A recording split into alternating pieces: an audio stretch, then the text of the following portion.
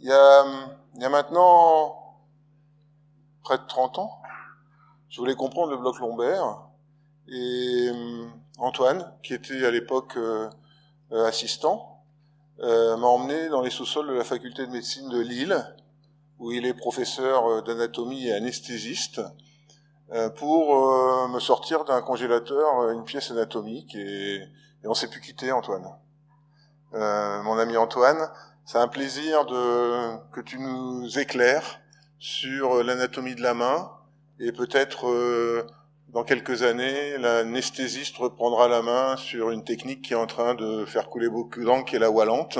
Mais en attendant, est-ce que tu peux nous en dire plus sur cette anatomie de la main? Merci Antoine. Je vais essayer de focaliser mes propos sur la disposition classique des nerfs de l'extrémité, donc du membre supérieur, et surtout de vous donner des indications sur les variantes de la normale, sur les rameaux communicants et leur signification. Donc le premier dessin que je mettrai en place est une vue antérieure de la main droite. Je vais commencer par le tableau du milieu, une fois n'est pas coutume, pour bien brosser ce tableau. Donc le haut du dessin sera vers le haut du tableau, la droite du dessin vers la gauche du tableau, c'est une vue antérieure. Je vais représenter ici l'extrémité distale du radius avec le processus styloïde du radius, l'extrémité distale de l'ulna avec son processus styloïde pour articuler les os du carpe, essentiellement avec le radius, puisque vous savez qu'il y a un ligament triangulaire qui empêche l'articulation directe avec l'ulna. La rangée proximale des os du carpe est formée latéralement par l'os scaphoïde. Scaphos en grec, ça veut dire bateau. Donc quand vous le regardez pris séparément, il ressemble à la coque d'un navire. Il présente un tubercule ici antérieur. Le second os, lorsqu'on se dirige médialement, est le lunatome comme un croissant de lune. Ça n'apparaît pas sur la face antérieure, c'est uniquement sur la tranche que l'on voit cet aspect en croissant de lune. Et puis on reste dans les appellations latines. Le pisiforme, forme d'un petit pois, mais les pis anglais, n'est-ce pas les petits pois extra fins français, profitons-en, c'est bientôt le Brexit, repose ici sur le trichétrome, comme son nom l'indique, de forme relativement triangulaire. La rangée distale est représentée ici par le trapèze. Cet os trapèze, eh bien, ça rend compte, bien entendu, de sa forme. Je mets ici un petit prolongement osseux pour me faire souvenir qu'il n'y a pas d'articulation entre le premier et le deuxième métacarpien. En revanche, ici, il y a un sillon pour le muscle fléchisseur radial du carpe. Le second os est ici le trapézoïde, que je vais dessiner comme suit. L'os le plus volumineux du carpe est maintenant le capitatum, on l'appelait autrefois le grand os. Le voici, l'os central du carpe des plantigrades. Et enfin se trouve l'amatome avec son amulus, les noms bien barbares pour dire crochet, amulus, l'amulus de l'amatome. Donc je ne vais pas le dessiner pour pas surcharger l'ostéologie, mais vous vous souvenez que le ligament annulaire du carpe, comme on l'appelait autrefois, c'est-à-dire le rétinaculum des muscles fléchisseurs, étendu d'une part du scaphoïde au trapèze et d'autre part du pisiforme à l'amulus de l'amatome. Ça forme donc ici une bande transversale. Je mets en place ensuite la phalange, enfin le premier métacarpien plus exactement, de la colonne du pouce. J'articule la phalange proximale.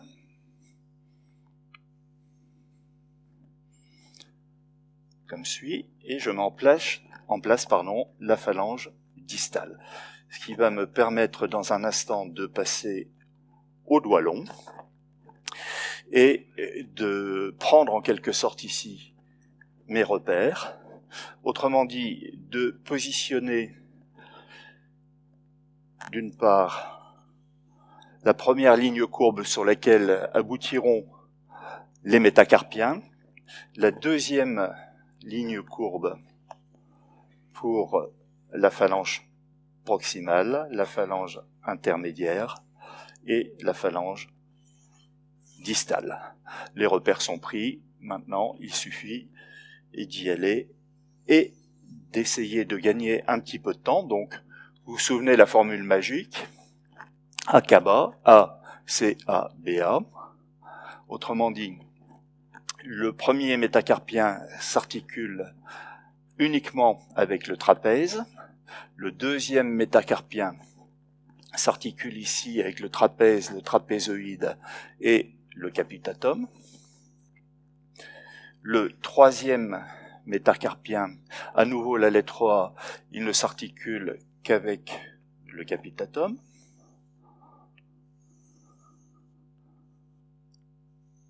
Puis le quatrième s'articule à la fois avec le capitatum et l'amatum. Et enfin, ACABA,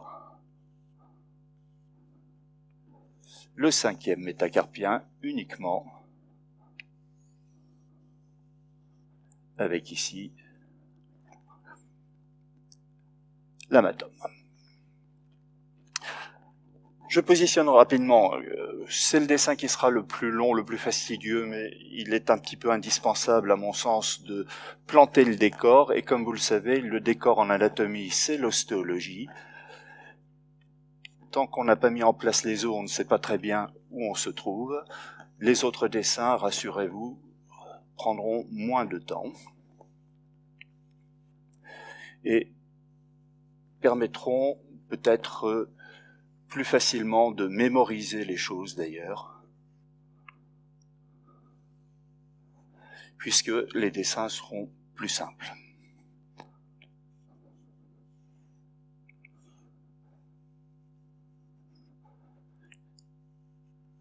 Voilà.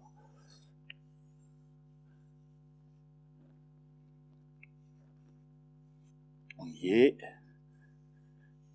Je vais compléter maintenant par la petite phalange. Et vous comme moi, nous serons soulagés.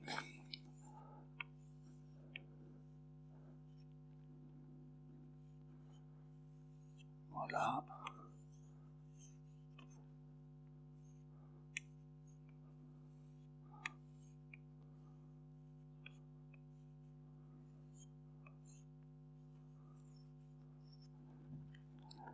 On peut essayer de donner un petit peu de relief en présentant ici les contours, ce qui va nous permettre de faire arriver l'innervation. Et je ferai maintenant un va-et-vient entre ce fond de dessin et les tableaux latéraux pour essayer de vous faire comprendre comment s'organise la morphologie donc nerveuse de la main, et puis surtout pour donner une signification fonctionnelle à tout cela. Vous reconnaissez donc l'éminence ténare, l'éminence hypoténare. Cette main est un petit peu allongée et étroite, une main d'accoucheur, dirons-nous, si vous le voulez bien. Alors, première chose quand même, je vais en profiter pour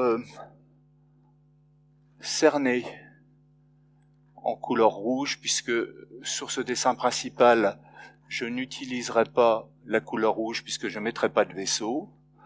Je reviens et je cerne en rouge ici.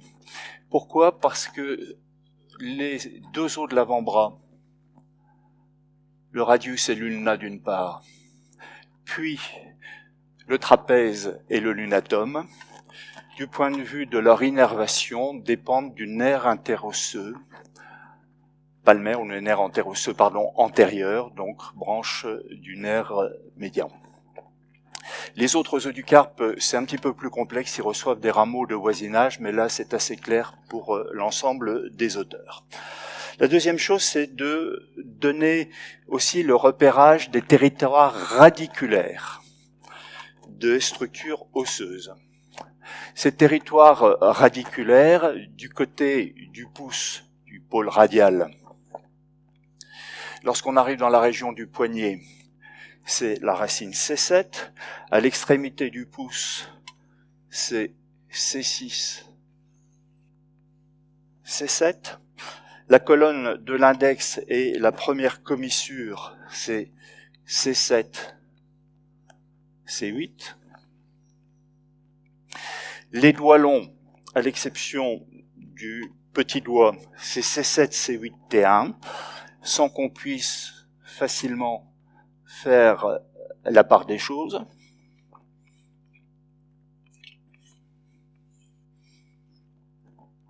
Du côté du petit doigt, c'est C8 et T1. Et enfin, l'éminence hypothénare et les structures osseuses sous-jacentes, c'est la racine T1. Donc on a déjà une petite vue sur les territoires tronculaires.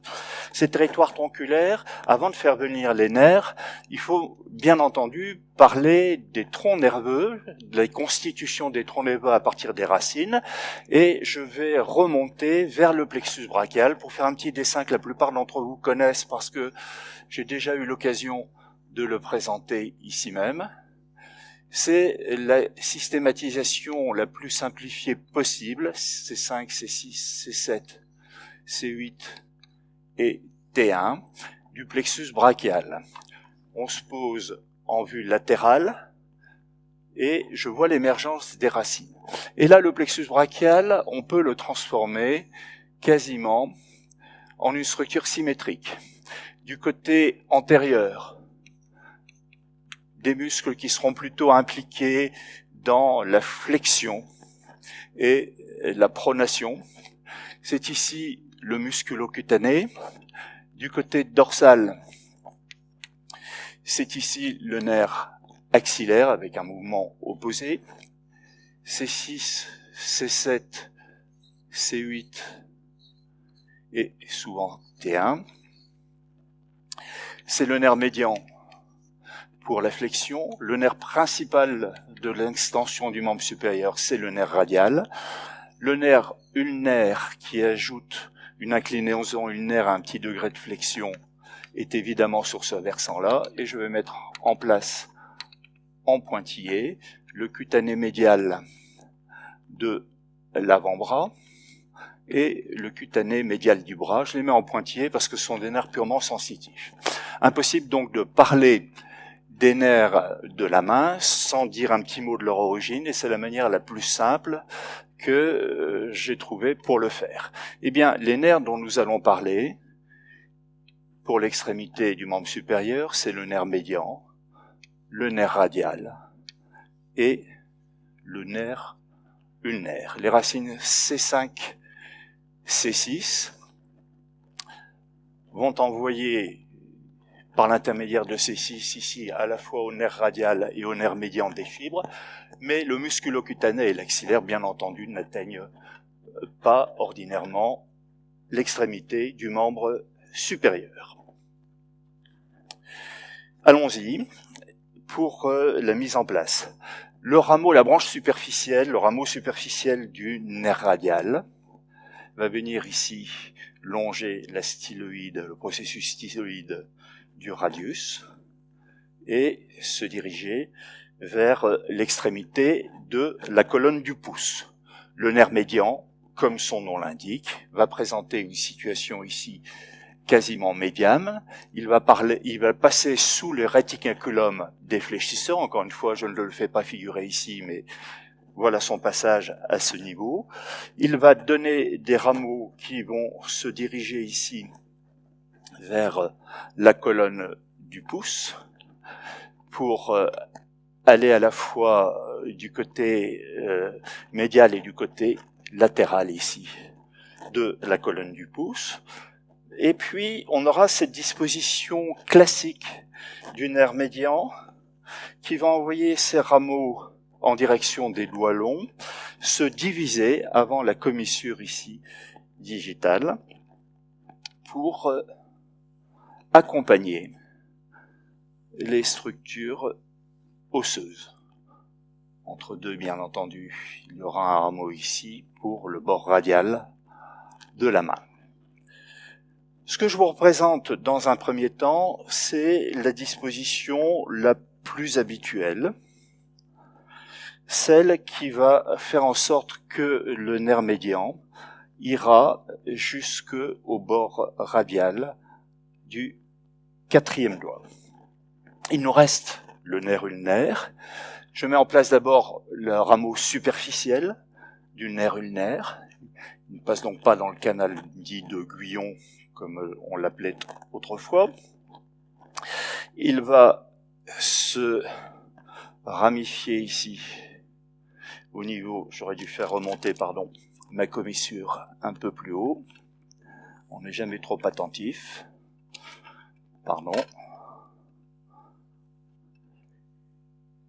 Assurer l'innervation du bord ulnaire du quatrième doigt, assurer par cette bifurcation le bord radial du cinquième doigt, et par un rameau propre ici, le bord ulnaire du cinquième doigt.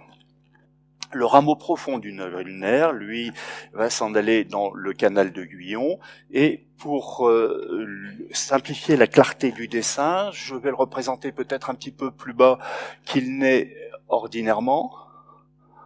Ici, il est donc profond, et il va former une arcade qui va lui permettre ici, notamment, d'innerver le muscle adducteur du pouce ordinairement.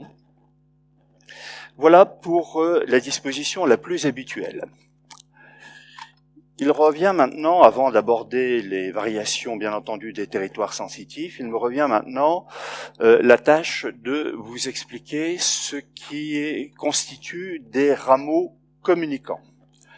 Il y a un rameau communicant profond qui concerne des fibres, pour l'essentiel, pour ne pas dire exclusivement, des fibres motrices. Et je vais représenter dans une couleur orangée ici ce rameau communicant entre la branche profonde du nerf ulnaire et la partie du nerf médian qui s'en va vers la colonne du pouce et vers le bord radial de l'index. Ce premier rameau communicant, je ne dis pas anastomose parce qu'il faut réserver ce terme-là au vaisseau, rameau communicant profond, donc, est connu depuis bien longtemps, et la même année, Riche et Cagneux, ces deux auteurs, la même année, publient, Riche dans le bulletin de la Société anatomique de Paris et Cagneux dans le bulletin de la Société physiologique de Paris, la description princeps donc de ce rameau communicant. C'est essentiellement un rameau communicant qui comprend des fibres motrices. Et c'est ce qui est responsable, pour la plupart des auteurs, de la double innervation aussi, soit directement, soit par des fibres qui en naissent, double innervation du muscle court fléchisseur du pouce. Alors, pour ce qui est de l'incidence de ce rameau communicant, quand on s'adresse aux descriptions anatomiques ou physiologiques, donc soit par des techniques d'exploration fonctionnelle, type mesure donc de la conduction nerveuse, soit par les dissections, et qu'on regarde la littérature, extrêmement variable, suivant les publications de 5 à 100%. Quand on regarde les tests cliniques, notamment après des lésions nerveuses lors de plaies de guerre par exemple, eh bien sur la population globale, et c'est peut-être ça qu'il faut retenir, sur la population globale, on n'est qu'à 89% quand même d'existence de ce rameau communicant. Mais vous me direz, les rameaux moteurs, c'est pas ce qui intéresse le plus les anesthésistes. Nous allons venir maintenant aux rameaux sensitifs et aux rameaux communicants sensitifs. Je vous parlerai d'abord du rameau communicant décrit par Lejar, Bulletin de la Société anatomique de Paris 1890. C'est par cette publication qu'il a fait son entrée dans la Société anatomique. Il était à l'époque chef de clinique des hôpitaux, 1890. Et c'est son travail, en quelque sorte, inaugural pour cette société. Eh bien, c'est un rameau qui fait communiquer ici la partie latérale du nerf médian avec la branche superficielle du nerf radial.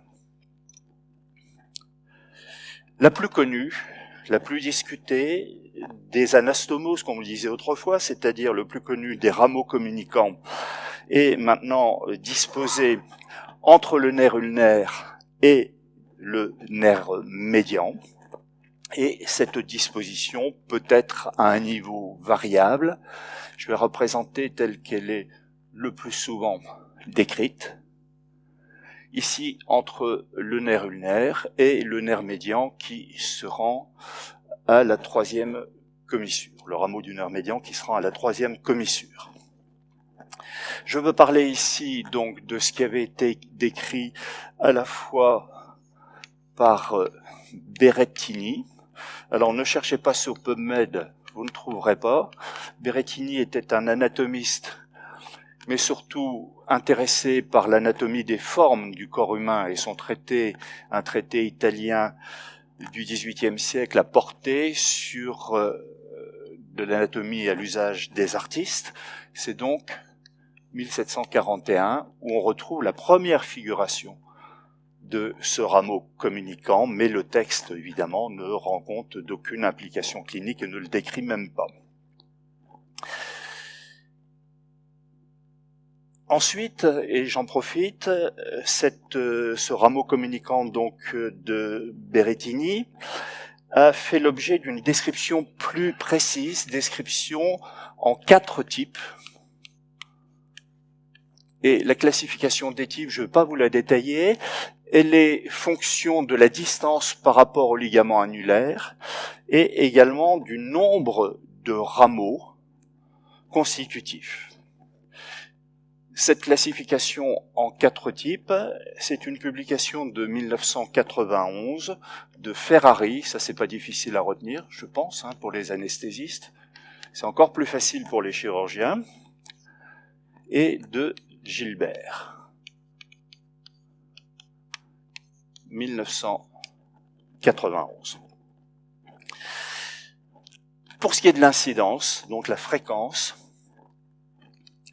j'en reste aux données de mon collègue toujours vivant, professeur à Montpellier, Bonnel, qui estime en 1985 que c'est quasiment constant et que donc on peut le considérer comme présent ce rameau communicant sous une forme ou sous une autre dans 100% des cas.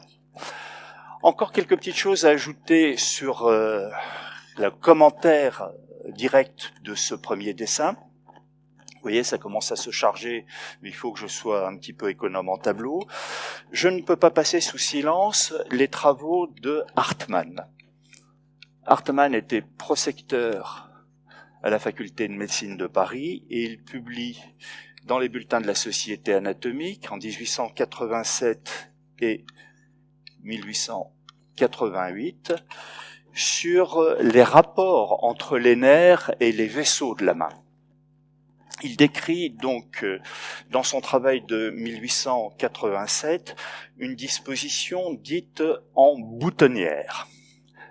Alors, je vais simplement écrire bouton pour faciliter, pour gagner un petit peu de place sur le tableau. Donc, qu'est-ce que c'est que la boutonnière? Eh bien, on va imaginer qu'on se trouve dans la paume de la main, au niveau des métacarpiens. Admettons, je vais essayer de prendre une couleur qui tranche, oui, qui trancherait un petit peu, voilà, à peu près ici. Eh bien,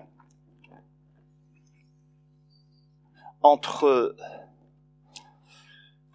l'arcade palmaire profonde et les rameaux artériels qui en naissent, il y a des rapports particuliers, dis-je, entre les nerfs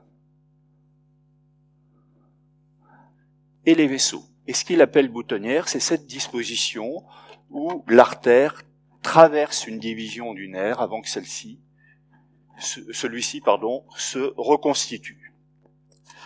Il est obligé en 1888 de faire une petite mise au point. En effet, un professeur italien lui adresse un dessin paru déjà quelques années avant dans la traduction italienne du traité de Tillot, mais un dessin original qui fait état de cette disposition. Donc très honnêtement, il fait le rectificatif, mais il complète par un très joli article qui a fait date, dans lequel il explique cette fois-ci à un autre endroit. On va choisir par exemple les dispositions au niveau d'une commissure, que ce soit celle-ci ou celle-là, c'est exactement la même chose qui se produit. Et les chirurgiens de la main connaissent tous cela. En fait, les nerfs qui vont vers les doigts sont plus superficiels et la division des artères collatérales des doigts se fait en Y, mais plus profondément. Et j'allais dire, c'est pas de chance pour les chirurgiens, parce que l'artère ne peut pas servir de repère, dans ce cas-là, de repère fiable pour sauvegarder le nerf. Alors, concernant les types d'anastomose de Berrettini, j'essaye de donner quelques petites précisions morphologiques et je vais les compléter par un schéma explicatif sur la signification de ces rameaux communicants. Donc, je ne vais pas redessiner toute la main, je reprends ici le nerf médian, là le nerf ulnaire.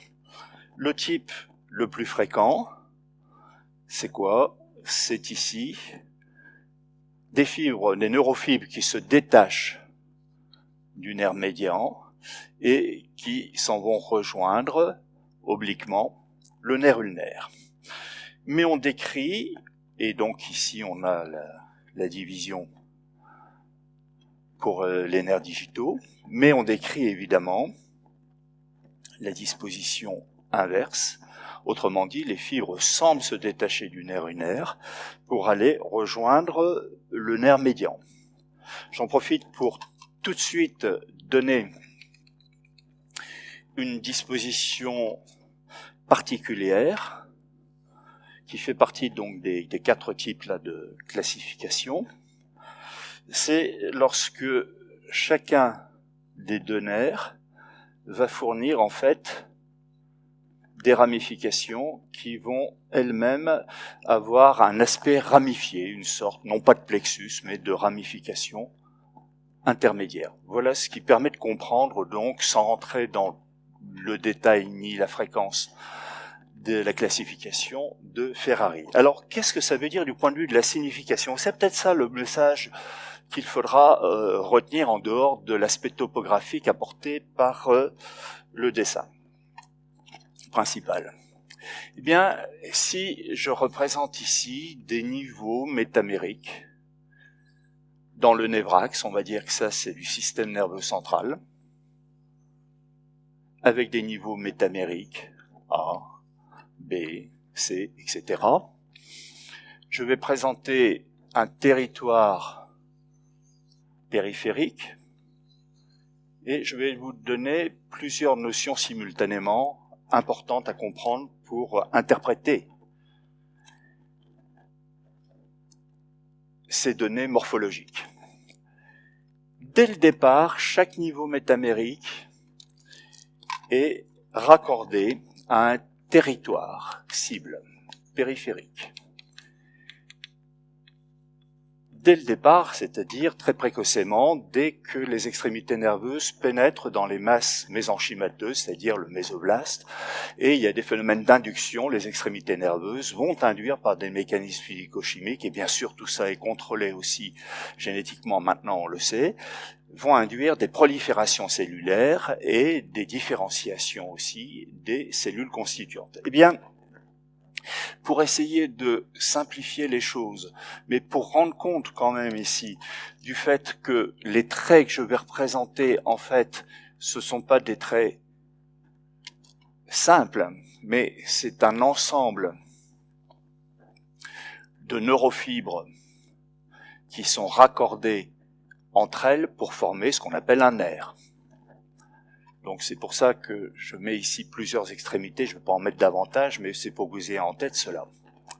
Eh bien, chaque nerf est ainsi raccordé à son territoire, le neurone périphérique, présente ici ses caractéristiques. Et le neurone central, bien entendu, a son corps cellulaire dans le névrax, et l'information monte et descend dans la moelle épinière, et dans les régions plus hautes.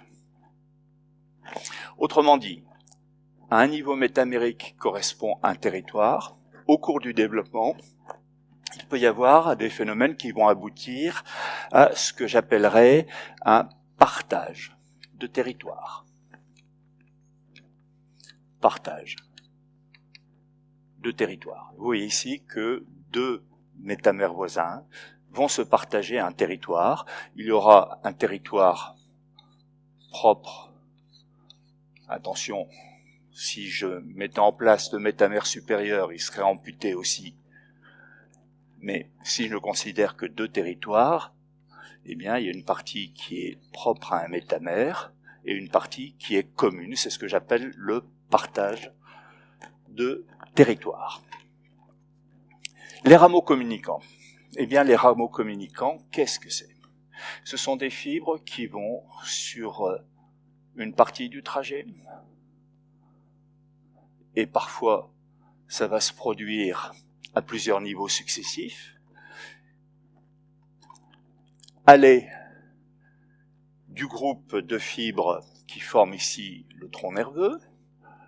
Et là, on voit bien qu'il n'est plus question de racines, mais qu'on est déjà dans autre chose, mais ces fibres vont rejoindre à un moment le trajet du nerf voisin et réciproquement. Et réciproquement, on aura ici par exemple des fibres qui pourront faire ce trajet-là.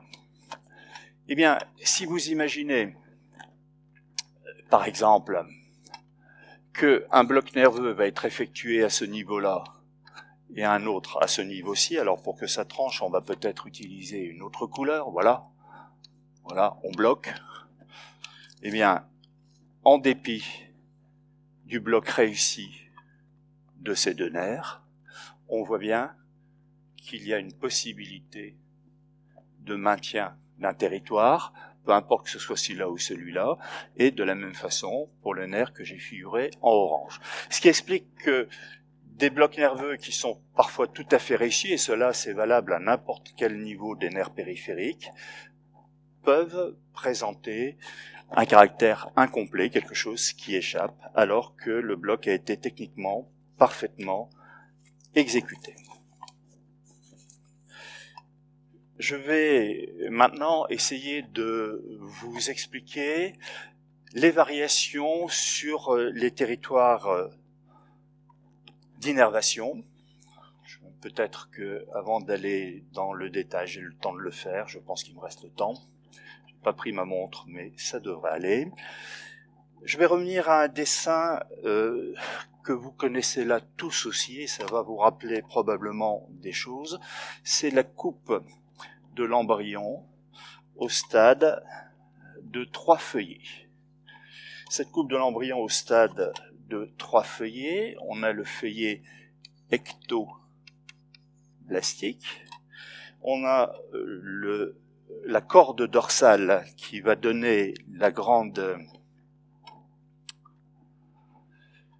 grand axe, l'axe longitudinal du corps.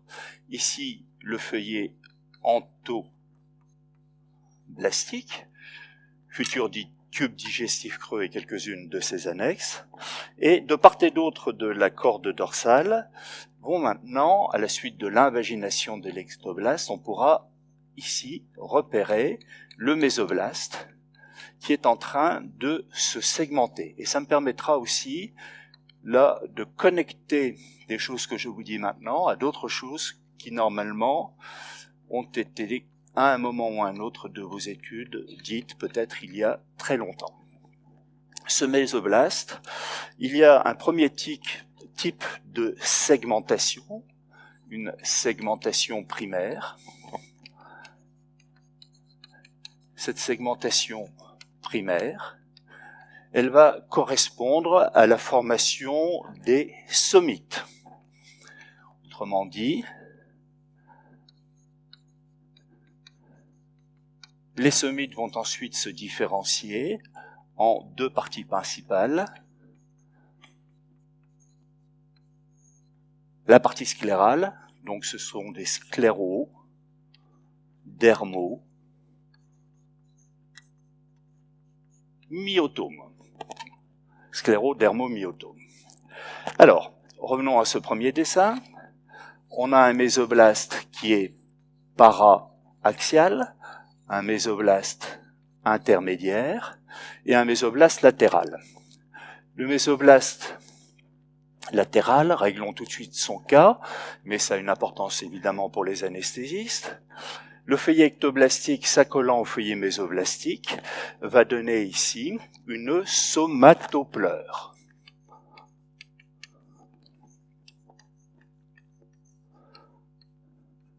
Autrement dit, un feuillet pariétal de séreuse, que ce soit la plèvre, que ce soit le péricarde, que ce soit par exemple aussi le péritoine ou la vaginale du testicule chez l'homme.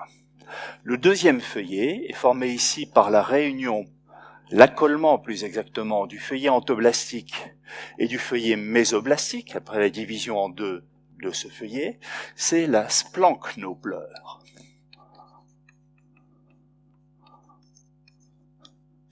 Splanchnopleure, qui donnera le feuillet viscéral. Et vous voyez bien que tout est joué dès ce moment-là. L'intérêt pour les anesthésistes, c'est savoir que les 2 feuillets d'une séreuse ne peuvent pas recevoir leur nerf par la même voie, puisque dès le départ, les choses sont séparées. Par des petites croix, je montre ici le cœlome extra-embryonnaire, qui deviendra le cœlome intra-embryonnaire, c'est-à-dire en particulier la future cavité péritonéale. Revenons au mésoblaste. Le mésoblaste paraaxial, on va pas s'en occuper beaucoup, ça donnera le pronéphrose, le mésonéphrose et le métanéphrose, structure donc de l'appareil urogénital. C'est surtout maintenant le mésoblaste intermédiaire. C'est celui-là qui va donner les scléro-dermo-myotomes. La partie sclérale qui va se calcifier, ça donnera le squelette, mais aussi les structures tendineuses, ligamentaires autour et capsulaires autour des articulations avec leur riche innervation. Dermo, ce sont les couches profondes des téguments. Les couches superficielles, c'est de l'épiderme, c'est de l'épiblaste. Et enfin, myoblaste, ce sont les muscles. La règle générale, pour simplifier, elle est valable partout. On analyse maintenant en sclérotome, myotome, dermatome. Sclérotome, c'est l'innervation des parties sclérales du squelette. Myotome, l'innervation des muscles. Dermatome, l'innervation des téguments. Eh bien, la règle générale, c'est que c'est le même nerf, et quand je dis le même nerf, c'est pas les mêmes racines, c'est le même nerf constitué par des racines différentes. Donc, c'est tronculaire. C'est le même nerf qui innerve un groupe musculaire et les téguments qui le recouvre. Donc, heureusement, j'ai pas besoin de vous faire toute la myologie de la main. Et je peux passer maintenant au territoire sensitif en allant relativement rapidement, puisque ça sont des choses que vous connaissez, mais vous donner aussi quelques petites informations sur l'interprétation de ces choses-là. Alors, j'aurai 3 mains à dessiner. Le tableau n'est pas très très large. Heureusement, on a de quoi agrandir les structures. Le tableau est un petit peu moins confortable et je vous prie de m'excuser ici pour la qualité du dessin, mais la craie accroche beaucoup moins bien. Voilà, je vais représenter ici une main où vous allez voir la face dorsale. Et vous l'identifiez facilement puisque vous voyez ici les ongles. Je vais essayer d'être relativement schématique, ne pas faire de grands frais esthétiques pour ici le détail de ces structures. Il s'agira en fait simplement de préciser les territoires du nerf radial ici. C'est pourquoi j'ai mis en place surtout une face dorsale. Eh bien, le nerf radial, comme vous le savez, par sa branche superficielle, il va aller de la jonction aussi du poignet du côté du processus styloïde jusque, ordinairement, la région de l'ongle, à peu près. Eh bien, ce premier territoire que je vais hachurer ici, j'allais dire c'est quasiment le territoire minimal. Je dis quasiment parce qu'il arrive que le nerf radial n'innerve pas du tout la main. Auquel cas, elle est compensée, bien entendu, par le nerf médian. À l'inverse, comme c'est le cas chez certains carnassiers, le chat par exemple, quasiment la totalité de la face dorsale de la patte, l'extrémité de la patte est innervée par le nerf radial. Donc vous voyez que toutes les variétés sont possibles. Alors, quelques petits éléments statistiques. Je m'arrêterai ici au niveau de la phalange proximale. Pour dire que donc ça, ce type de description, c'est 33% des cas. Et c'est celui qu'on donne habituellement. Si je poursuis ici,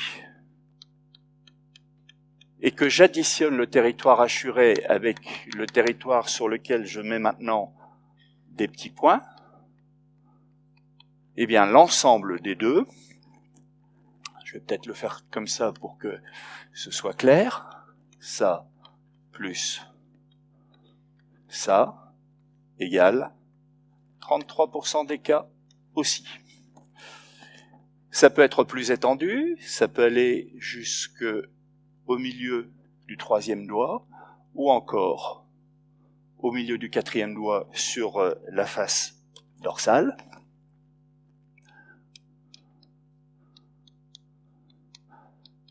Et là, c'est à peu près 17%. Pardon, je vais prendre une craie qui accroche plus, un petit peu plus grasse. 17% dans chaque cas. Donc attention, c'est cumulatif.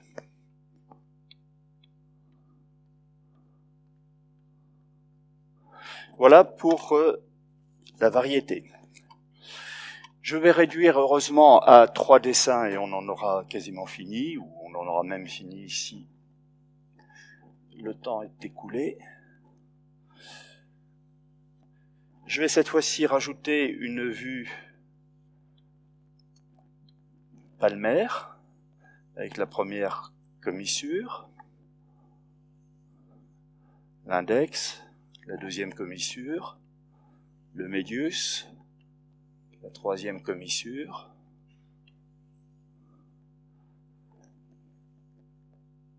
le petit doigt, éminence hypoténare.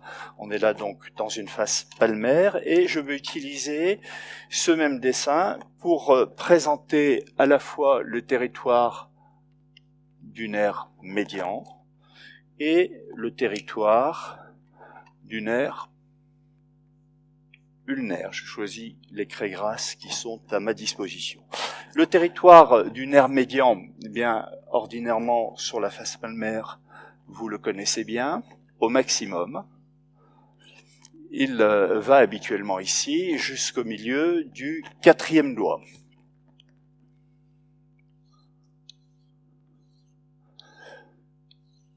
Vous en déduisez, en bon mathématicien gérant des comptes familiaux que vous êtes, que le territoire du nerf ulnaire, eh bien, prend ce qui lui reste. Vous savez, c'est comme dans le ménage, quand madame a fait les courses, il n'y a plus de compte à faire.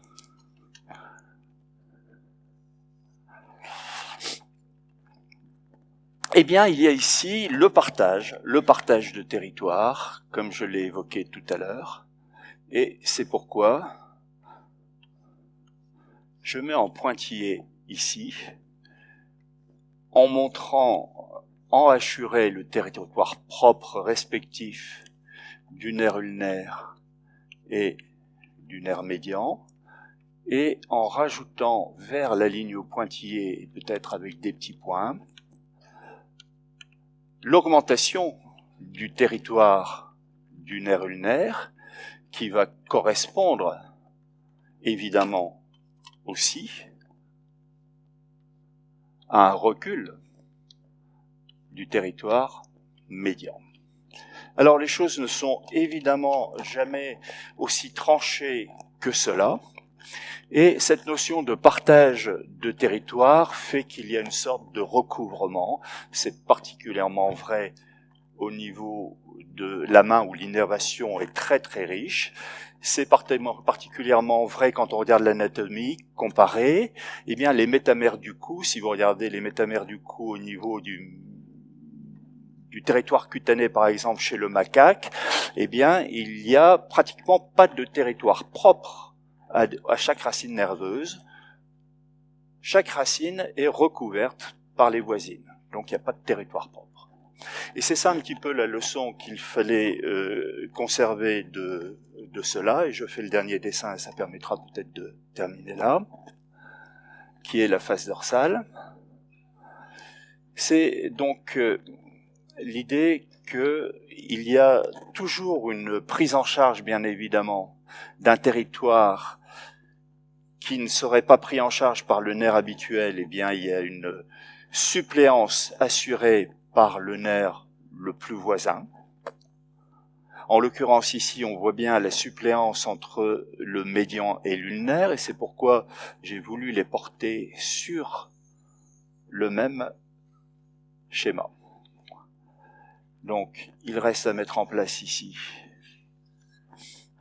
cette vue dorsale de la main droite, les ongles pour pouvoir repérer les choses, et le territoire du nerf médian habituellement, et bien cette fois-ci, on a affaire aux phalanges distales. Il est habituellement